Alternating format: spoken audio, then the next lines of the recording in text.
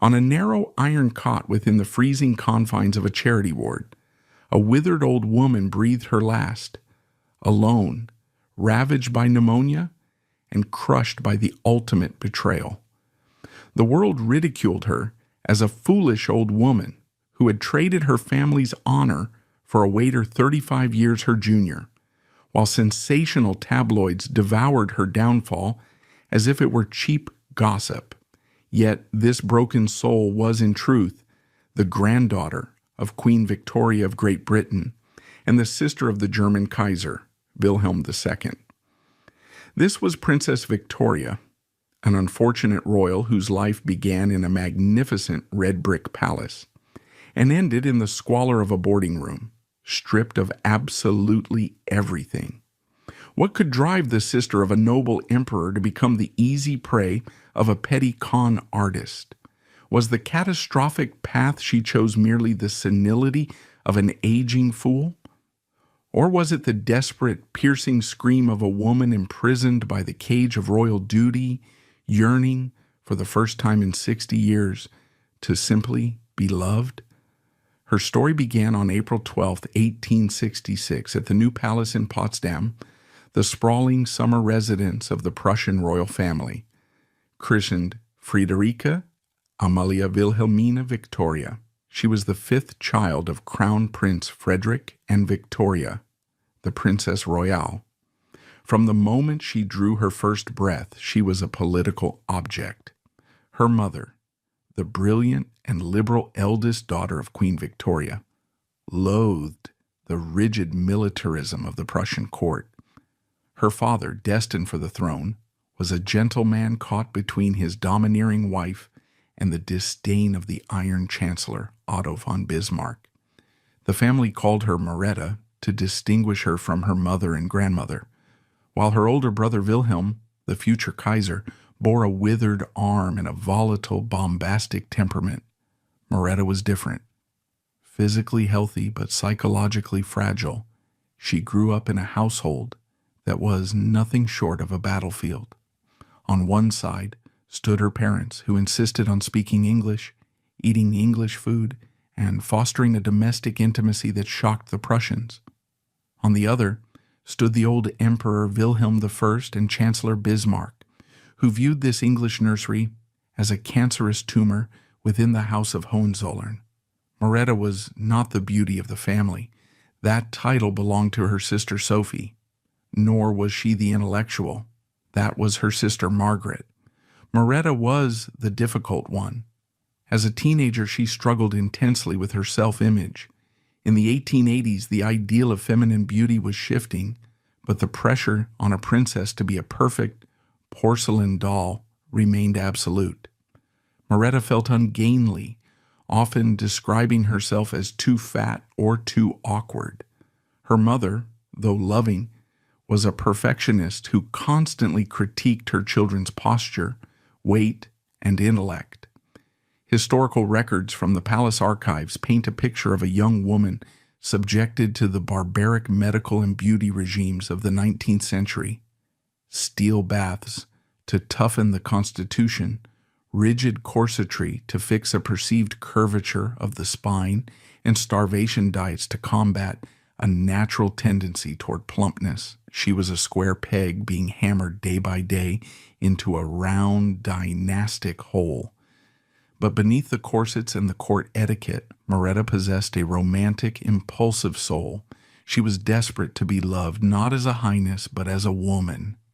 And it was this desperation that led to the first great tragedy of her life, the event that broke her spirit long before the Russian waiter was even born.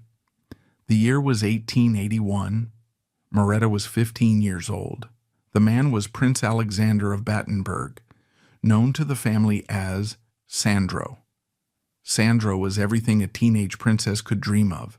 He was handsome, dashing, charismatic, and had just been elected as the ruling prince of Bulgaria. He was a soldier prince, a man of action who cut a striking figure in uniform. When he visited the Prussian court, Moretta fell instantly, irrevocably in love. Crucially, her mother approved. Princess Viktoria saw Sandro as a perfect match. He was liberal. He was practically family. The Battenbergs were related to the British royals. And he was a man of culture. For a brief shining moment, it seemed that Moretta would get the fairy tale ending. She and Sandro exchanged letters. They stole moments of conversation in the gardens of Potsdam. They dreamed of a life in Sofia. The match was, on paper, brilliant, but they had forgotten Bismarck. To Otto von Bismarck, the Chancellor of Germany and the architect of European geopolitics, the heart of a 15-year-old girl was less than irrelevant. It was a nuisance. Bismarck's entire foreign policy rested on the reinsurance treaty with Russia.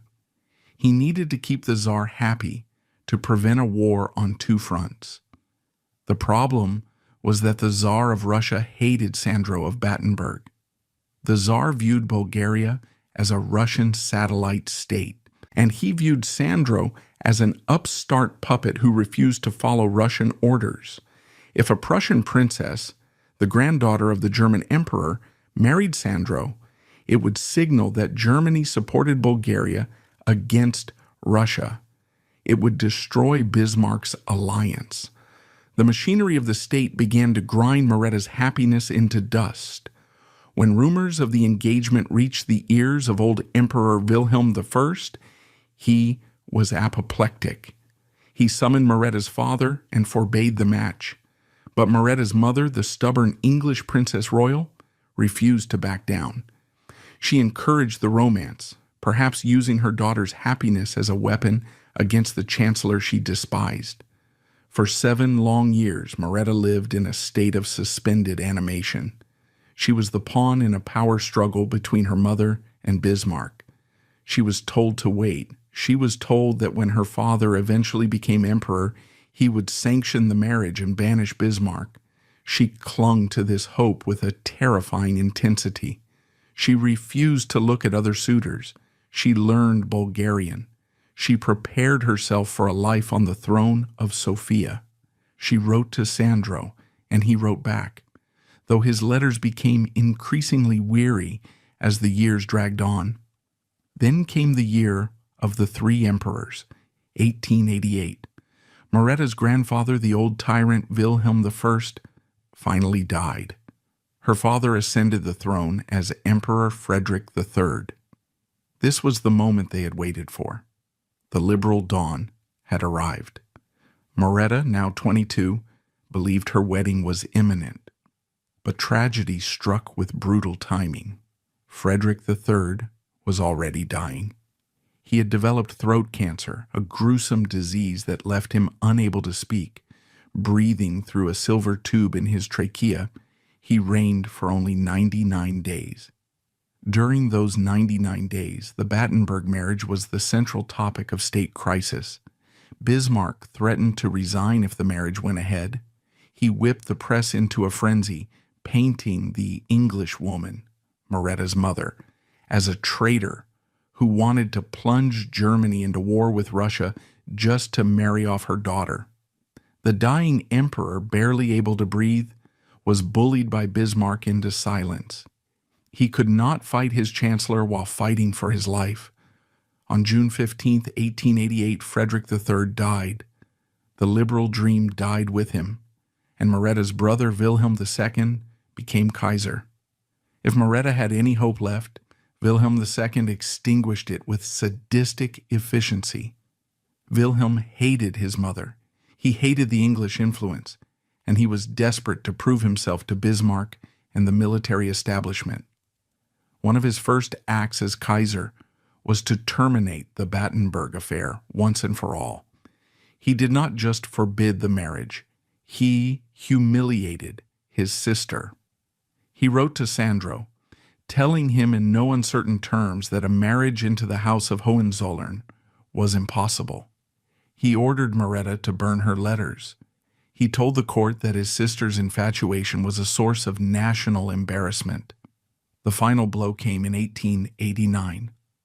Sandro, worn down by the politics and realizing that he would never be allowed to marry Moretta, moved on. He fell in love with a commoner, an opera singer named Johanna Leusinger. When the news reached Berlin that Sandro was engaged to an actress, Moretta collapsed. It wasn't just heartbreak, it was a total negation of her identity. She had spent her entire adolescence and young adulthood preparing for a specific role, waiting for a specific man, fighting a specific battle. And she had lost everything. She was 23 years old, on the shelf by royal standards, and publicly branded as the princess who was rejected for political convenience. The psychological damage inflicted during this period cannot be overstated.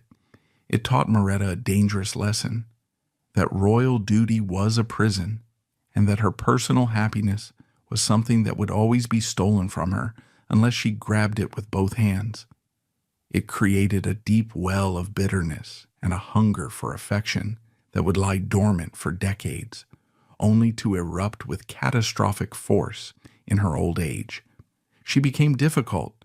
She developed nerves. She obsessed over her weight even more manically, starving herself to fit into the fashionable waists of the era, trying to exert control over her body since she had no control over her life. She was a ghost in the new palace, watching her brother strut on the world stage while she was relegated to the shadows. But the House of Hohenzollern could not tolerate a spinster princess moping in the corridors. A solution had to be found. If she couldn't marry the man she loved, she would be made to marry a man who was safe, German, and utterly uninspiring. The search for a husband began, not a soulmate, but a keeper for a troubled woman.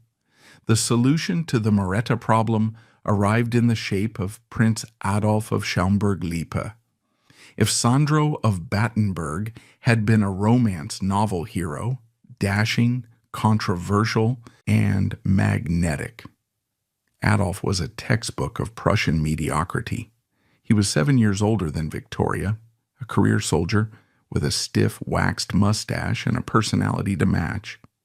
He was a younger son of a minor princely house holding the title of Serene Highness, a rank significantly lower than Victoria's Royal Highness and Imperial Highness.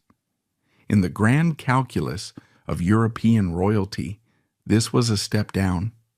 It was a humiliation masked as a practicality. But the Kaiser wanted his sister out of the new palace, and Moretta, beaten down by the Battenberg scandal, simply wanted to escape. The courtship, if it could be called that, was a bloodless affair. There were no secret letters, no stolen moments in the garden. It was a contract negotiation. Adolf needed the prestige and the money that came with marrying the emperor's sister. Victoria needed a home and a shield against the pitying stares of the Berlin court. In 1890, the engagement was announced. The liberal press, still mourning the death of Victoria's father, sighed in collective disappointment. They saw what was happening. The vibrant, English-raised princess was being shunted off to a minor prince to ensure she caused no further political trouble. The wedding took place on November 19, 1890, in Berlin. The date is worth remembering, for history has a cruel sense of irony. Exactly 37 years later, on this precise date, Moretta would make the decision that destroyed her life.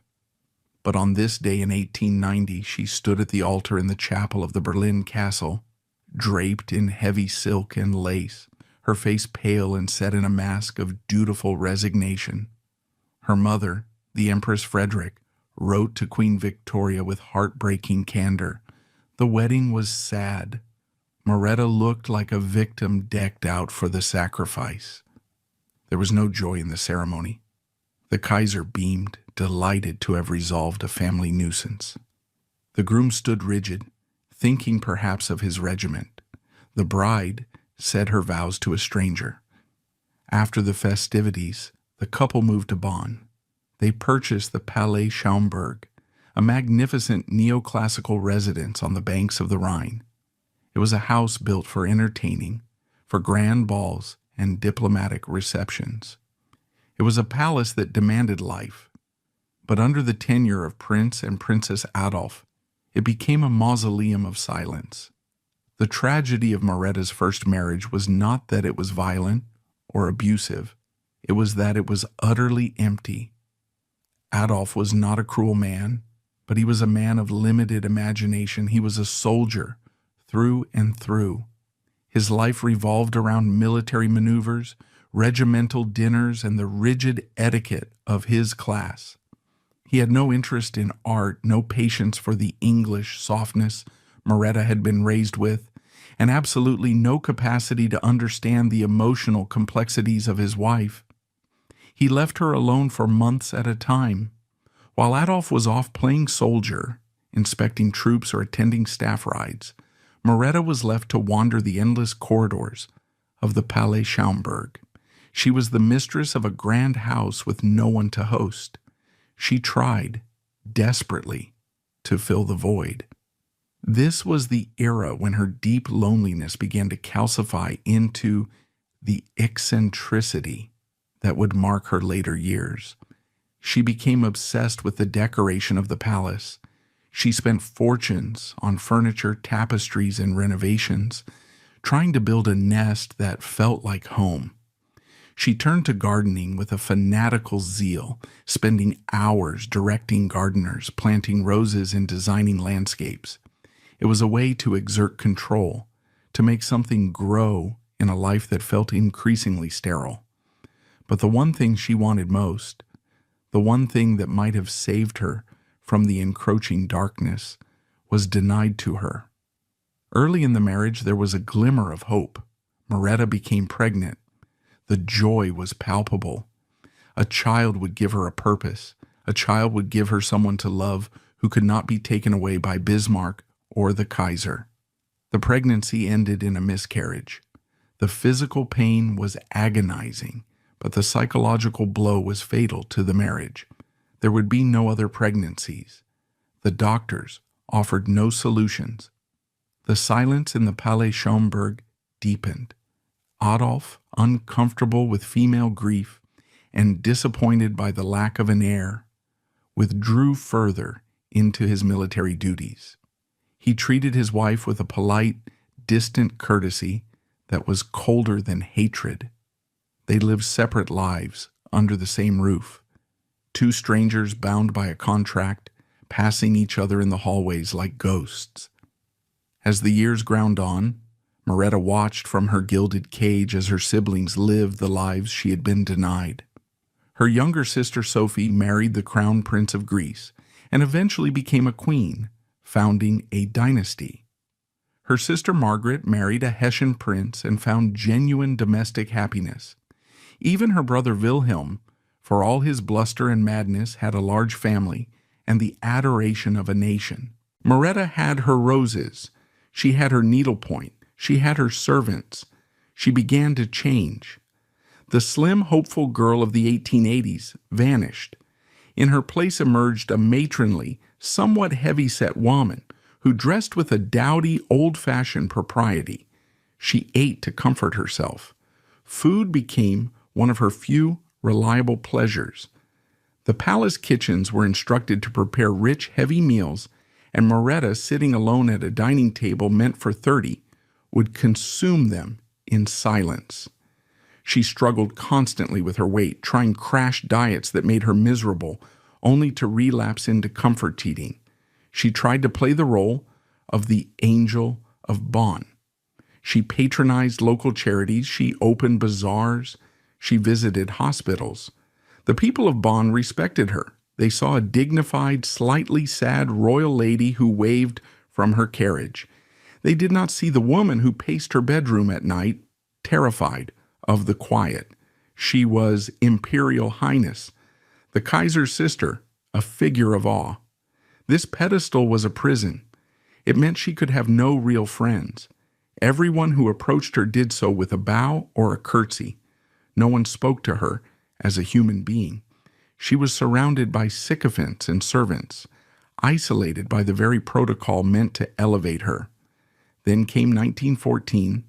The guns of August shattered the stifling peace of the Victorian era. For Moretta, the outbreak of the First World War was a catastrophe on a personal level before it was a national one.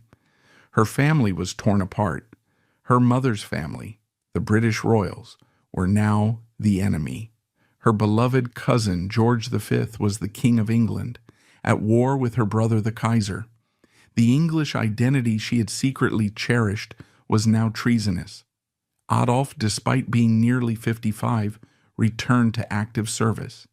He was a general now, eager to do his duty for the fatherland. For the first 2 years of the war, Moretta lived in a state of suspended dread.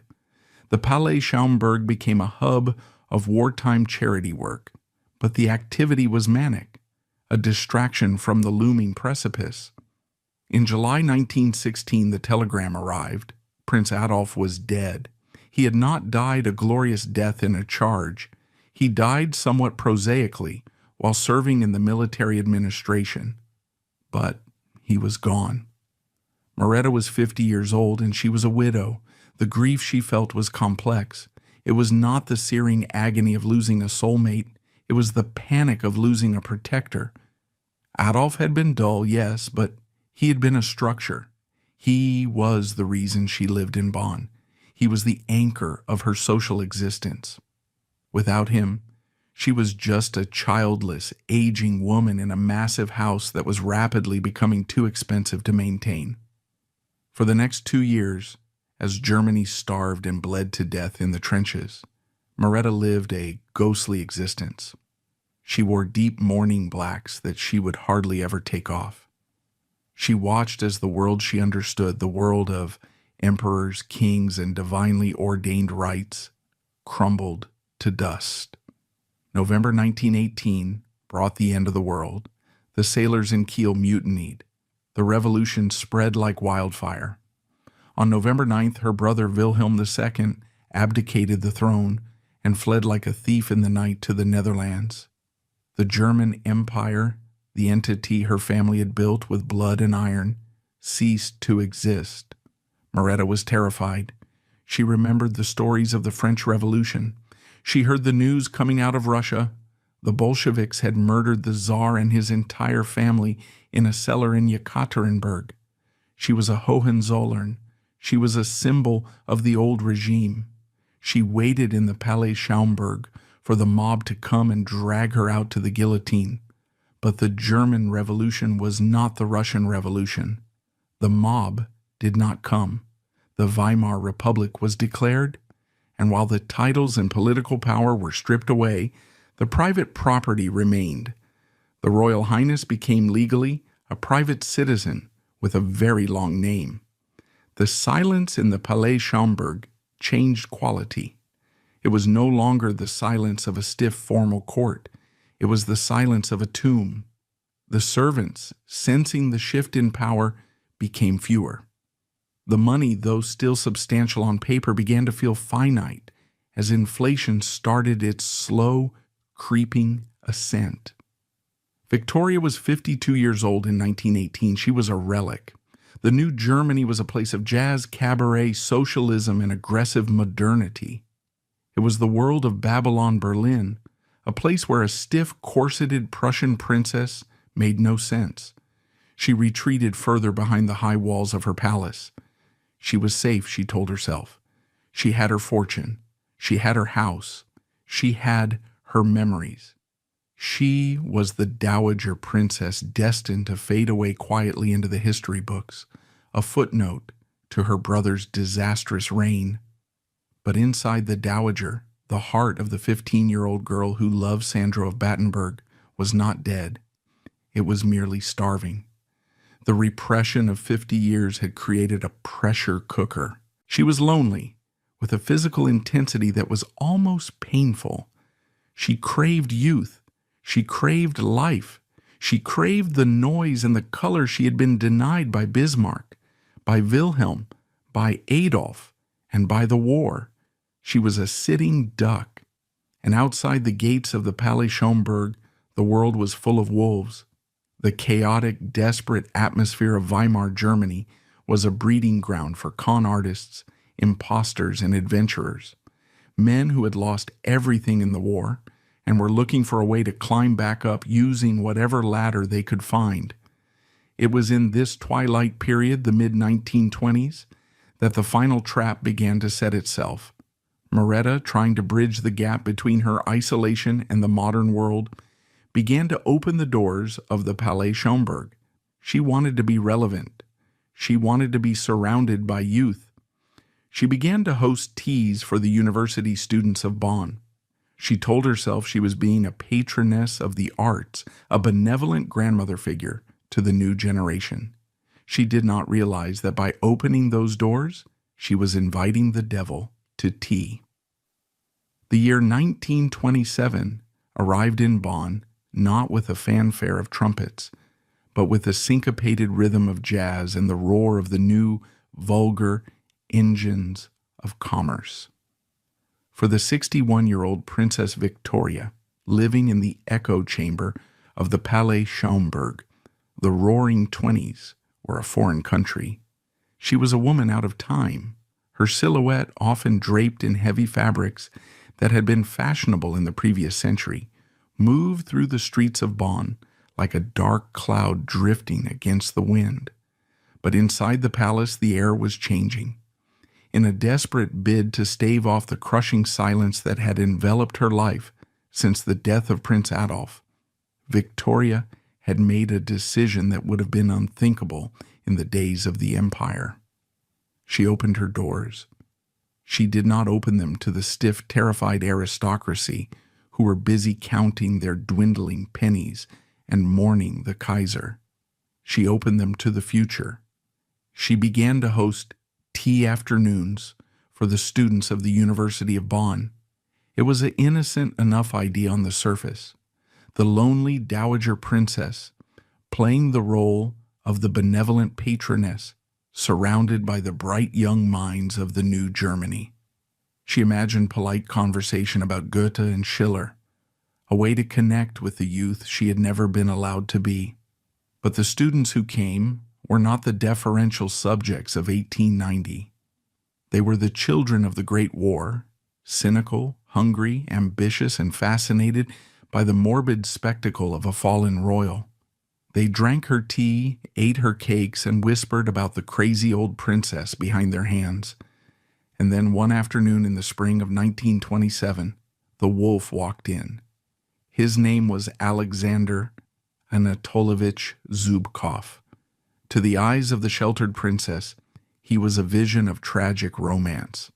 He was tall, with the dark, brooding looks of a matinee idol, slicked back, dark hair, intense eyes that seemed to hold 1,000 sorrows, and a manner that was at once deferential and dangerously confident.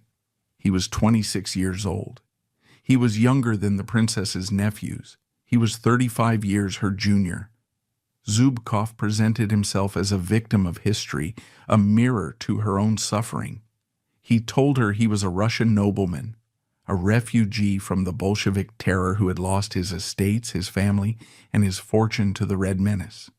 He spoke of fleeing across frozen steppes, of a life of luxury stolen by revolutionaries.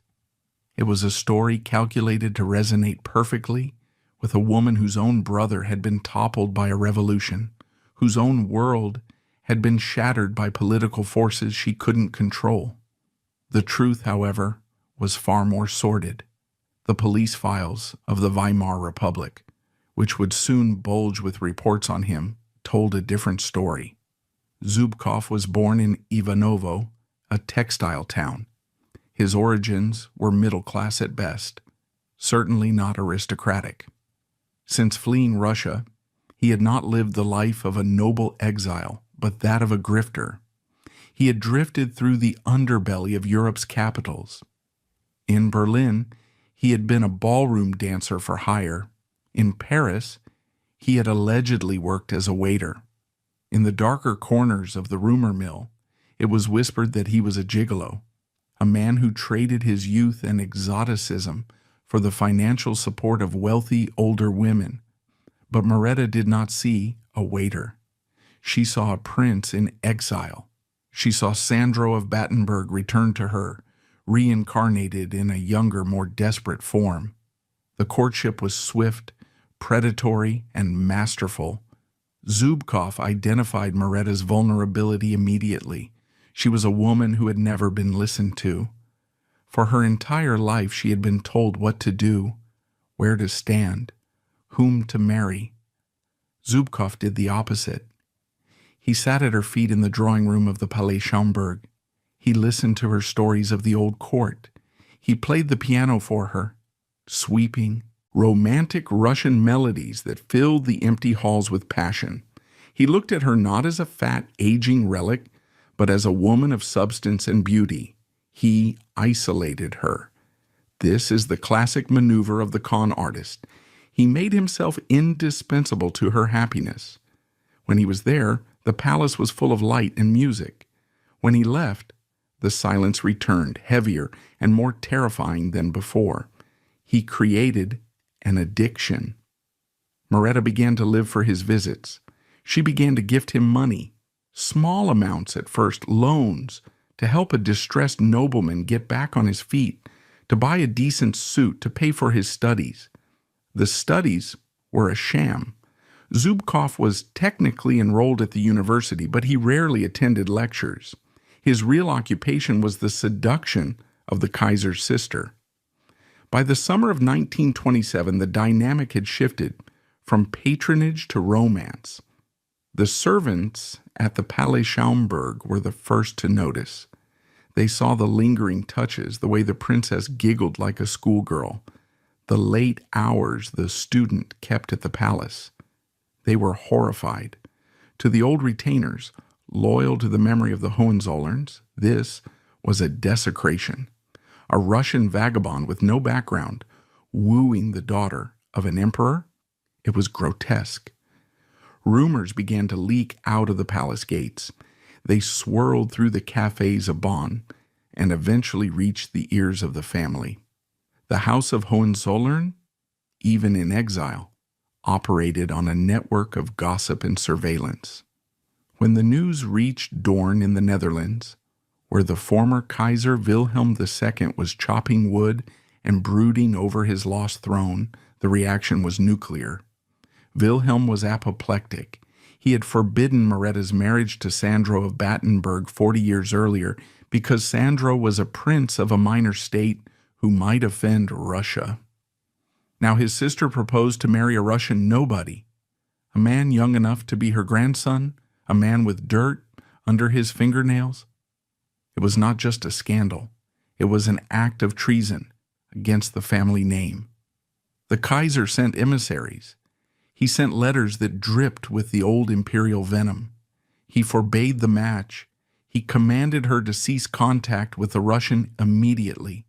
He threatened to cut her off from the family entirely. Other relatives joined the chorus.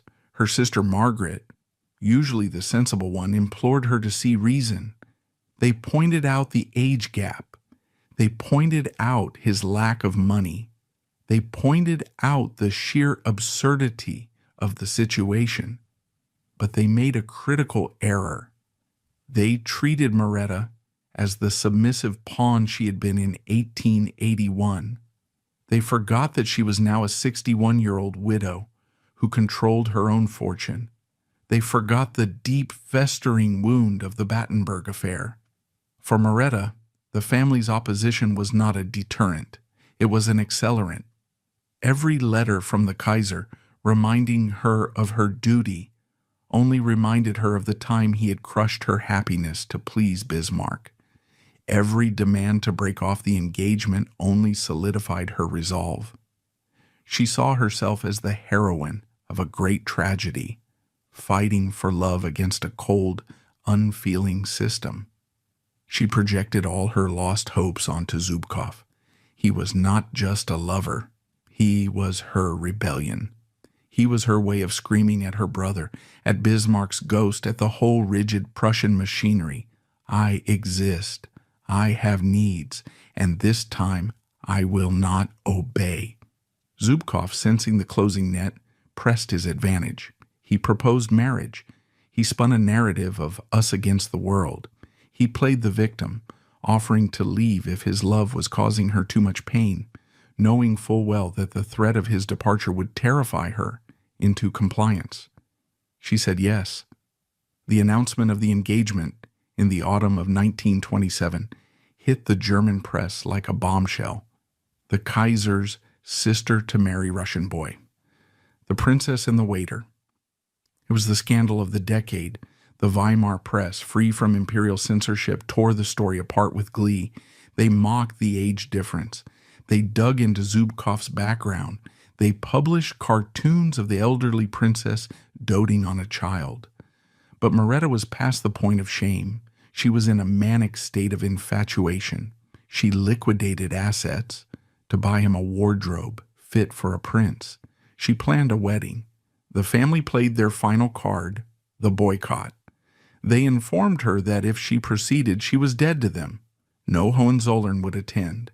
She would be stripped of her rank within the family order. Moretta's response was a gesture of supreme defiance. If being a Hohenzollern meant being lonely and controlled, she would stop being a Hohenzollern. On November 19, 1927, a date chosen with chilling symbolism, exactly 37 years to the day after her joyless wedding to Prince Adolf, Viktoria married Alexander Zubkov. The ceremony was a surreal piece of theater. It began with a civil ceremony at the Bonn Town Hall. The streets were packed not with cheering loyalists, but with gawkers, journalists, and curious onlookers hoping to catch a glimpse of the freak show. Viktoria stepped out of her car, not in the reserved grace of a widow, but in a dress that tried too hard to be youthful. Beside her, Zubkov looked like a predator who had just swallowed the canary, smug, polished, and visibly triumphant. They proceeded to a Greek Orthodox ceremony, a nod to Zubkov's supposed heritage. Inside the church, the pews on the bride's side were glaringly, painfully empty. There was no Kaiser Wilhelm, no sister Sophie, no sister Margaret, not a single cousin, nephew, or aunt. The House of Hohenzollern had carried out its threat. She stood alone, surrounded only by Zubkov's motley collection of friends, fellow émigrés, hangers-on, and people of questionable reputation. At the altar, Viktoria made her final sacrifice. She formally renounced her royal titles. She gave up the style of imperial and royal highness. She signed the register not as a princess of Prussia, but as Frau Alexander Zubkov. She wore her mother's lace veil, the same veil the Empress Frederick had worn in 1858. It was a holy relic of the Victorian age, draped over a marriage that was a mockery of everything her mother had stood for. As they emerged from the church, the flashbulbs popped, blinding the newlyweds. The reporters shouted questions. "Mrs. Zubkov! Mrs. Zubkov!" The name felt strange, alien, but Viktoria smiled. She gripped the arm of her young husband tightly, her knuckles white. She looked at the cameras with a defiance that masked a terrible creeping anxiety. She had burned the bridge. The ships were destroyed. There was no going back to the safety of the Palais Schomburg silence. She had purchased her happiness at the cost of her identity. She believed she had won. She believed that the young man holding her arm loved her for her soul, that they would retire to the palace and live a life of art, music, and romance, proving the cynics and the Kaiser wrong. She did not know that the ink on the marriage certificate was barely dry before Zubkov's eyes began to wander to the checkbook. She did not know that she had not married a savior, but a parasite. The honeymoon was about to begin, and it would be a descent into a financial and emotional hell that would make her years of loneliness look like paradise. The trap had snapped shut. The wolf was inside the house, and he had the keys to the vault. The honeymoon did not last weeks. It lasted hours. If Viktoria had expected a romantic idyll, a quiet retreat into domestic bliss where she and her Sasha could read poetry by the fire, she was brutally disabused of that notion before the wedding flowers had even wilted. Alexander Zubkov had not married a woman, he had married a bank account. And now that the ring was on his finger and the legal documents signed, he saw no reason to maintain the charade of the humble, devoted admirer. The transformation was immediate and terrifying. The deferential student vanished. In his place stood the master of the Palais Schaumburg.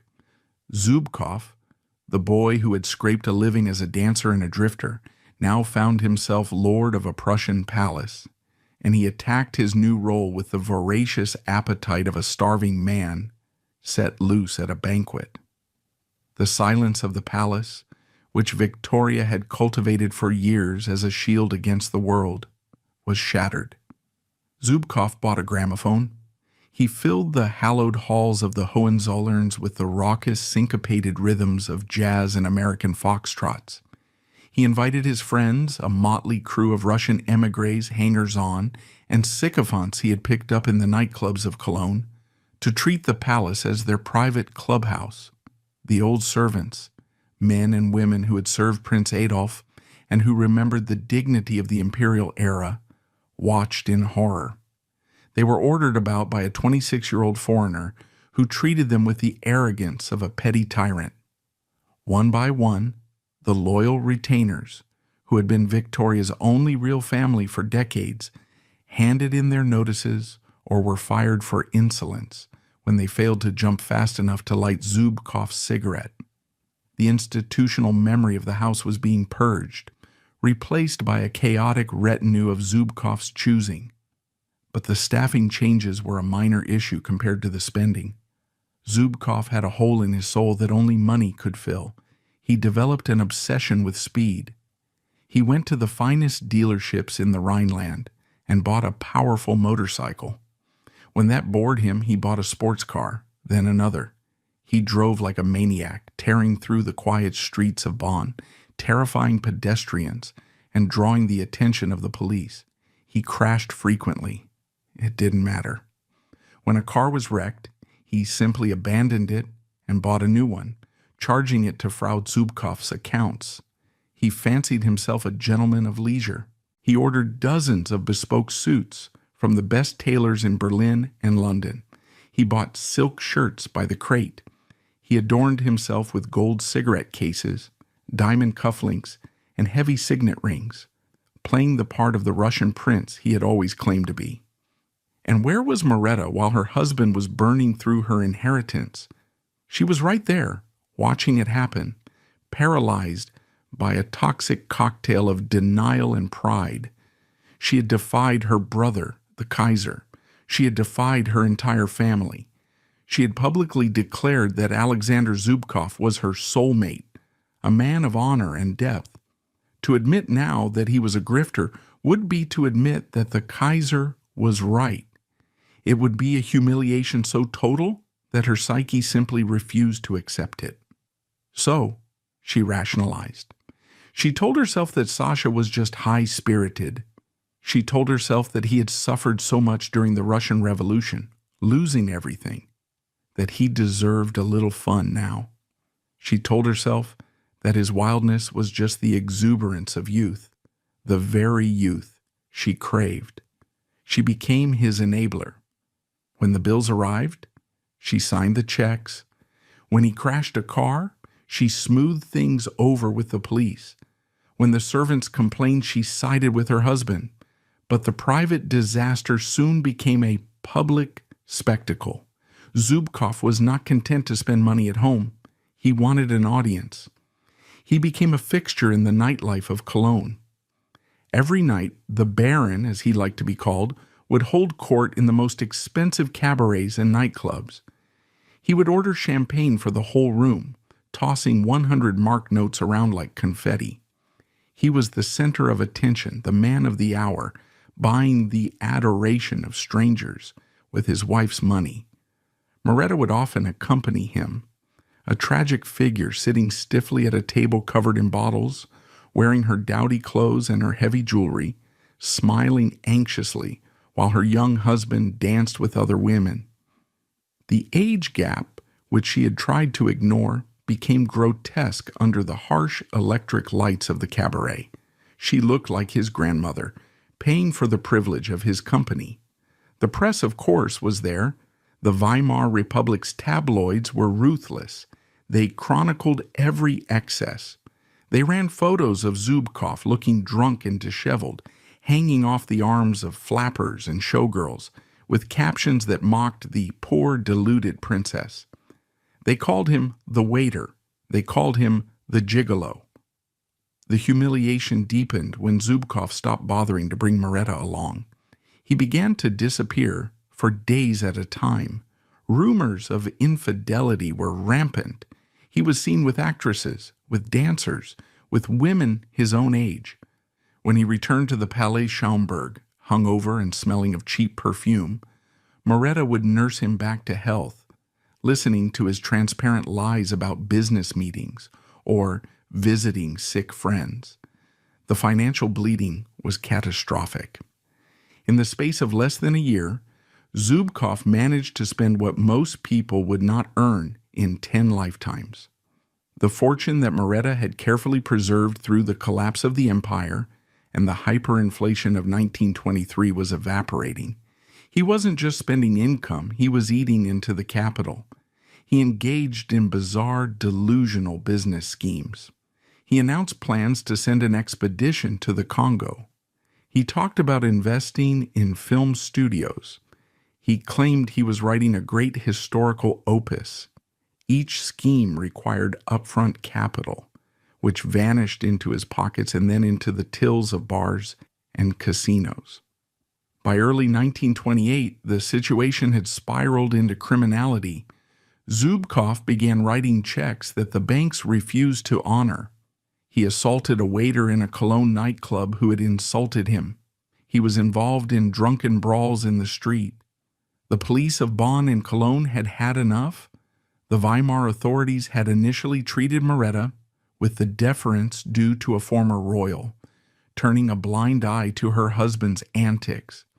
But Zubkov was testing the limits of their patience.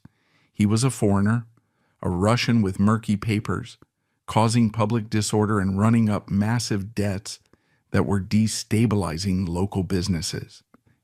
In March 1928, the hammer fell. The German government declared Alexander Zubkov an undesirable alien. An expulsion order was drafted. He was to be deported from the German Reich. This should have been Moretta's wake-up call. It should have been the moment she cut him loose. The state was handing her an exit strategy on a silver platter. All she had to do was let him go. But she didn't. Her reaction was heartbreakingly predictable. She panicked. She viewed the deportation order not as a rescue, but as persecution. She believed, or forced herself to believe, that this was the work of her enemies, perhaps even her brother the Kaiser, pulling strings from exile to destroy her happiness. She hired lawyers. She petitioned the government. She begged for an extension. She argued that tearing a husband from his wife was a violation of human rights. Her efforts were futile. The authorities were adamant Zubkov had to go. In April 1928, less than 5 months after their wedding, Alexander Zubkov was escorted to the border. He crossed into Luxembourg, leaving Moretta behind in the Palais Schaumburg. The separation was physical, but not emotional. Moretta remained devoted. She telephoned him daily. She wired him money constantly. Zubkov, now unleashed in Europe without the nagging presence of his wife, continued his rampage. He moved from Luxembourg to Brussels and then to Paris. In each city, the pattern repeated. He checked into the most expensive hotel, ran up massive bills, caused a scandal, and then wired Bonn for more funds. Moretta, sitting alone in the wreckage of her life, became a remote control ATM for a man who was laughing at her. The debts began to mature. The creditors, who had held off demanding payment out of respect for the princess, realized that the money was running out. They started to call. The trickle of invoices became a flood. Tailors, jewelers, car dealerships, wine merchants, hotels in Paris, hotels in Brussels. Everyone wanted their money. Moretta looked at the ledgers and felt the blood drain from her face. The numbers were impossible. 900,000 marks. To put that figure in perspective, in 1928, a skilled worker might earn 200 marks a month. Zubkov had spent nearly $1 million. It was a sum that could bankrupt a small town. She tried to sell things quietly, a painting here, a piece of jewelry there. But the hole was too deep. She took out mortgages on the Palais Schaumburg, leveraging the roof over her head to pay for her husband's champagne habit in Paris. She was stripping the lead from the lifeboats to feed the furnace of a sinking ship. And still, she defended him. When a journalist managed to corner her in late 1928 and asked about the rumors of divorce, Moretta drew herself up with the last shreds of her imperial dignity and said, "I love my husband. He is merely misunderstood. We shall be reunited soon." She was living in a fantasy world, but reality was about to kick down the door. Zubkov, meanwhile, was burning bridges across the continent. Luxembourg expelled him. Belgium expelled him. He was running out of countries. He ended up in France writing a memoir for a tabloid newspaper, selling the intimate details of his marriage to the Kaiser's sister for quick cash.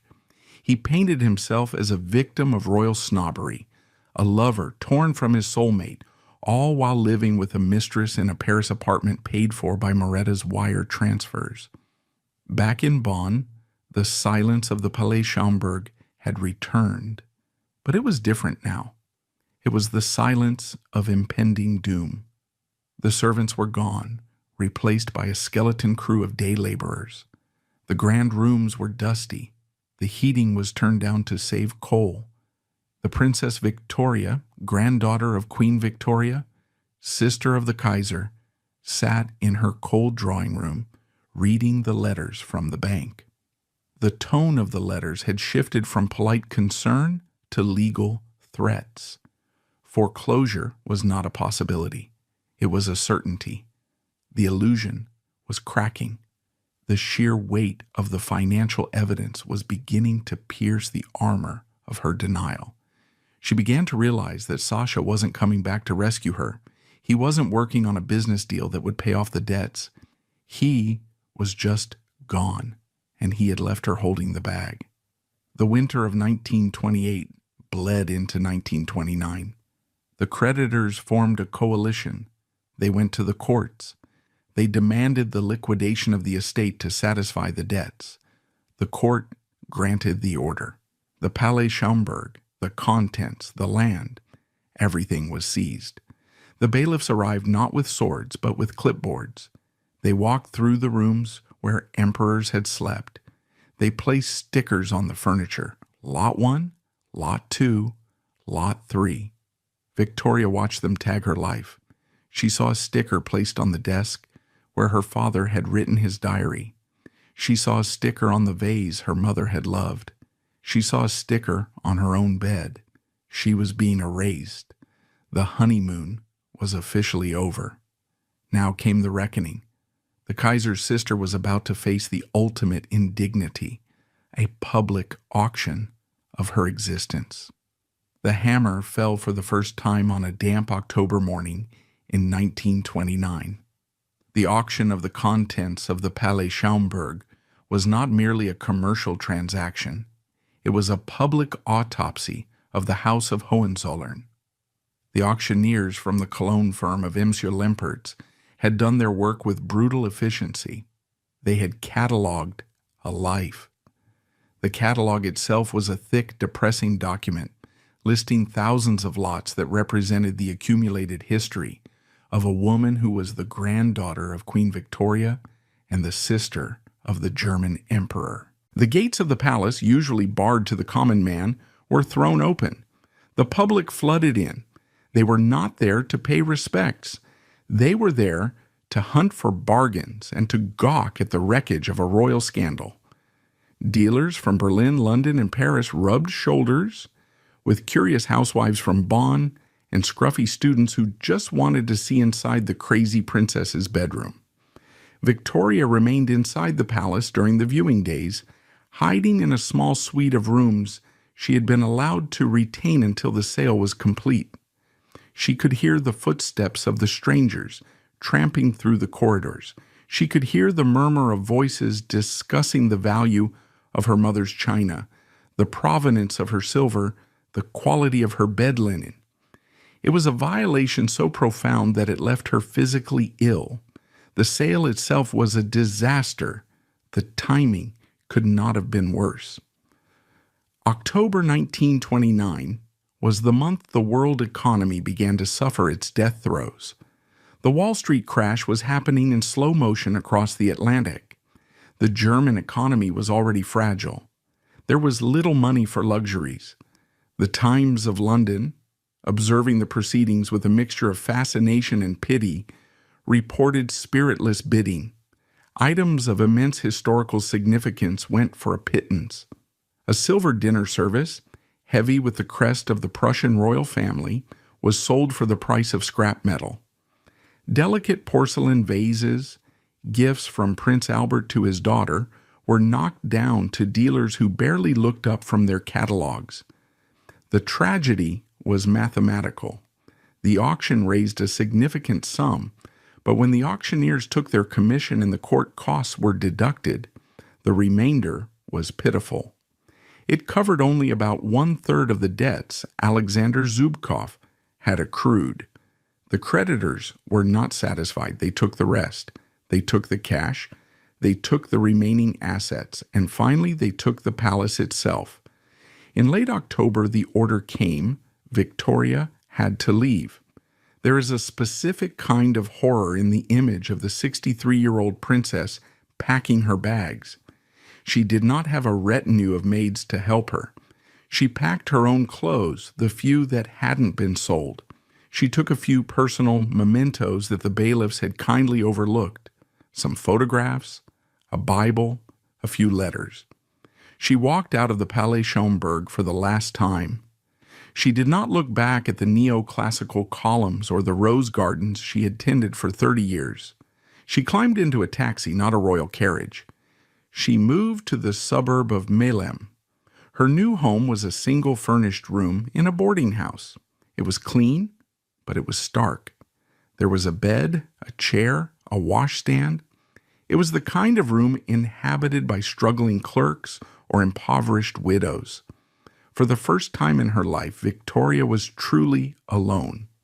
There were no servants to light the fire, no cook to prepare the heavy meals she loved, no secretary to answer her mail. The silence here was different from the silence of the palace. It was the silence of irrelevance. It was in this small, cold room that the fog finally cleared from her mind. Stripped of her titles, her home, her fortune, and her dignity, Victoria finally allowed herself to see the truth. She looked at the four walls of her rented room and realized that Sasha was not coming. He was in Paris, spending the last of the money he had squeezed out of her, likely sharing a bed with a woman half her age. He had not written. He had not called. He did not care that she was sleeping in a boarding house. The denial broke, and when it broke, it shattered her. In the first week of November 1929, Victoria summoned a lawyer. It was the last act of agency she would ever perform. She instructed him to file for divorce. The legal petition she signed was a document of utter humiliation. In it, she laid bare the reality of her marriage to the world. She cited his expulsion from Germany. She cited his willful failure to support her.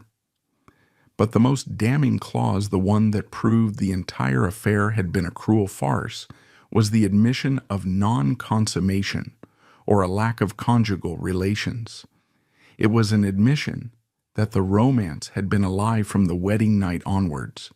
She had not been a wife, she had been a mark. The filing of the divorce papers seemed to sever the last thread holding her to life.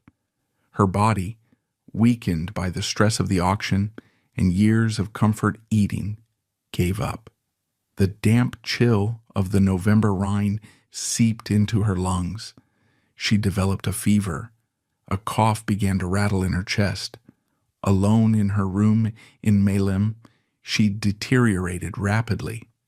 Her landlady, realizing the gravity of the situation, called for help. Victoria was transferred to the St. Francis Hospital in Bonn. It was a charitable Catholic institution run by nuns. The irony was sharp. The daughter of the aggressively Protestant House of Hohenzollern, the granddaughter of the head of the Church of England, was dying in a Catholic ward. She lay in a simple iron bed. The fever burned through her. In her delirium, did she dream of the new palace in Potsdam? Did she see the face of Sandro of Battenberg, her first lost love? Or did she only see the smiling, predatory face of the waiter who had ruined her?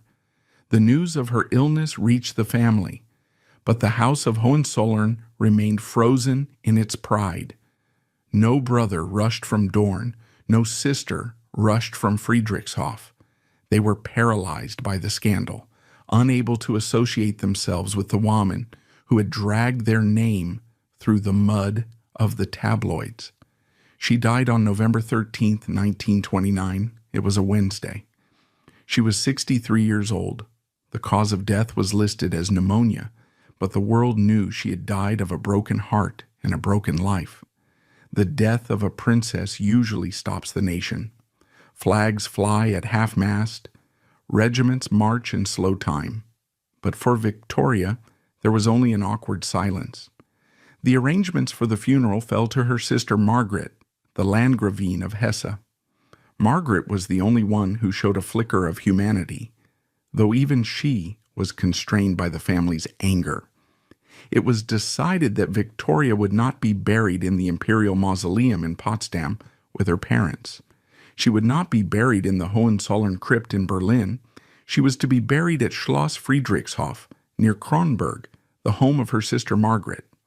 It was a quiet, private location, away from the public eye. The funeral took place on November 16th. It was a somber, muted affair. A few representatives of the former royal houses attended dressed in black, their faces grim. They were burying a problem, not a beloved sister. Alexander Zubkov did not attend. He was busy in Luxembourg and Paris, dodging his own creditors. When told of his wife's death, he reportedly expressed a shallow regret, but his primary concern was whether he had been left anything in the will. He had not. The epilogue of Alexander Zubkov is brief and sordid, a fitting footnote to the tragedy he engineered. He did not enjoy his spoils for long. He had burned through the money as fast as he stole it. By 1930, he was destitute. He drifted through Europe, a prince without a penny, his looks fading, his charm wearing thin. The tuberculosis that had shadowed him, a disease of poverty, flared up. He died in a hospital in Paris on January 28, 1936. He was 34 years old. He died as he had lived, a nobody, relying on the charity of strangers to bury him. If you visit the cemetery at Kronberg today, you will find the grave of Princess Viktoria. It is dignified, quiet, and removed from the grand narrative of German history. History has not been kind to Moretta. She is often dismissed as a footnote, a caricature of the foolish, aging woman who fell for a pretty face. She is the punchline to a joke about the decline of the aristocracy. But to view her only as a fool is to miss the profound tragedy of her existence. Victoria was a victim of a system that dehumanized its own children. She was a woman who was taught that her emotions were dangerous, that her happiness was secondary to the state, and that her only value lay in who she married. When the state collapsed in 1918, it left her without a purpose, but with all the emotional scars intact. She was a bird bred in a cage, released into the wild at age 52, unable to fly, unable to hunt, and utterly defenseless against the predator circling below. Her marriage to Zubkov was not just a folly, it was a scream. It was a desperate, chaotic, and ultimately suicidal rebellion against 60 years of being told no. It was the act of a woman who would rather burn down her own life than spend one more day in the cold, gray silence of her duty. In the end, the Kaiser's sister found the one thing that had eluded her since she was a teenager in love with the Battenberg prince. She found an exit. It was a tragic, humiliating, and lonely exit, but it was finally her own. The auctioneer's hammer in 1920